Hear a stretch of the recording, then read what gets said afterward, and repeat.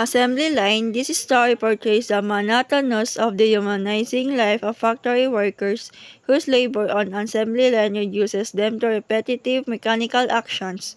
It critiques industrialization and its impact on individuality and creativity, exploring the alienation of workers in a factory setting. The assembly line raises moral and philosophical questions about work and human work. While it enhances efficiency, it often worsens individuality and job satisfaction. It also explores ethical concerns about prioritizing profit over employee, prompting society to balance efficiency with the human experience in the workplace. Cuting's poem Assembly Line examines how workers in industrial settings are dehumanized. The poem focuses on workers stuck in repetitive tasks, unable to express their creativity. Dehumanization shows that while technology and progress have led to advancement, they have also diminished personal satisfaction for many workers.